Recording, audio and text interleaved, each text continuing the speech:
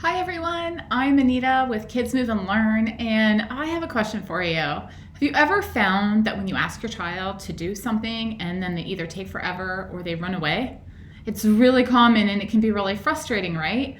But I'm going to share with you that if you made it a fun game, you can really change that behavior. So there are 3 steps that you can take to redirect that behavior into making it something fun. And then your child's going to listen to you.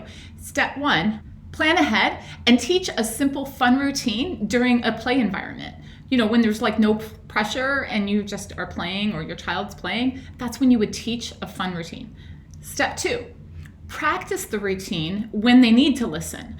Give them the hand on hand or side by side to keep practicing that routine so that they start to learn how to do it with your help and then eventually do it independently. And number 3, praise them and then create fun challenges and twists for it. So once they are learning how to do it independently, you add to it to keep making it fun and unique. Kind of like a video game where you want to make it a higher level and it just keeps getting trickier and more challenging. So let's take this example with those 3 simple steps on how you can do this with preschoolers. Let's imagine you want your child to come to the dinner table when you call them.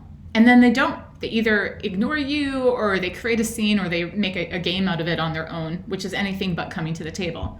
Well, if you took step 1 and you introduced the idea in playtime, you could start with, I wonder what jumps higher, a bunny or a frog?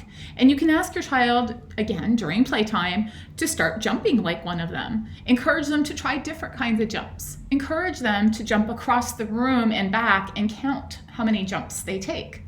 Then step 2. Start practicing this with your child during a time you need them to listen. So let's say like the next time you need to call them to come to dinner and you got everything ready at the table, so you can go over to them and say, hey, let's play the jumping game.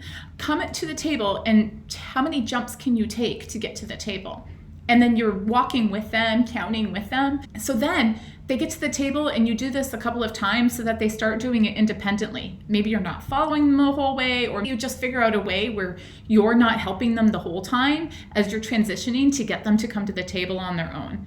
And then step 3, when they've come to the table on their own, practice that a few times so they really know that they're, being successful, you're giving them the praise. And then if they start to show a lack of interest, or if you think that they're ready for a new challenge or some sort, that's when you would up the ante. Like you ask them, do you think the bunny would make more jumps or the frog? I wonder which one jumps higher. I wonder which one jumps lower. And then at the dinner table, you can talk about the jumps. And then the next day, well, tomorrow, which one are you going to jump by? So this 3 simple step idea can really go a long way, but you have to start with teaching them the routine during play, practicing with them during that time where you want them to listen, and then giving them the praise and challenging it a little bit harder so that they keep being independent with it. And don't forget, while you're doing all this, you're also teaching math and supporting counting and distance and embedding them to move while they learn. So if you like this idea, don't forget to subscribe, like, and check out kidsmoveandlearn.com for some more ideas. Thanks. Bye.